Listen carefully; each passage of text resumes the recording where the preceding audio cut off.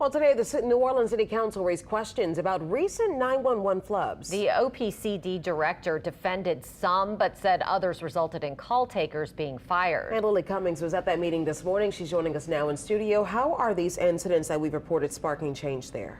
Well, Charisse, it was the case for Cindy Richardson that we did see some change. We first reported her story last month when she called 911 5 times within 90 minutes when her husband was having a heart attack, but an ambulance never arrived. Although her husband is still in the hospital today, she's happy to see a frustrating experience make a difference.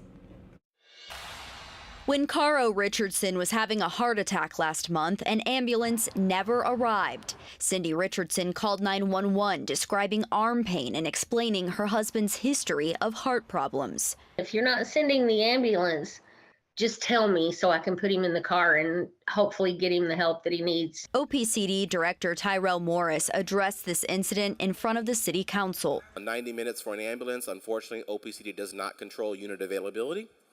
But in this case, we did identify that there may be time for a protocol change to identify arm pain as a priority symptom. Richardson says Morris reached out to her personally, saying this change would be made. So I'm glad he's following up with that. I do appreciate it. Morris did say the call taker was found to be in full compliance with agency standards, but in other cases, call takers were not. One of the most heartbreaking situations where I can say that is an embarrassment to the organization and does not speak to the high level of service that we provide on a regular basis was a 911 call was received to report a juvenile shot. That was 15-year-old Tyler Ellis. An officer was dispatched to the wrong address. Family members told Eyewitness News that after 4 calls to 911, the family rushed him to the hospital where he died. We erred in that regard, and I do think the call taker's actions absolutely led to a delay in response. Experiences like these and others mentioned in a letter from Councilmember Helena Moreno to Morris are leaving folks doubtful. Now I feel like I've got a 50-50 chance of getting help if I need it or just being left to my own devices. And that's not a good feeling when you're 63.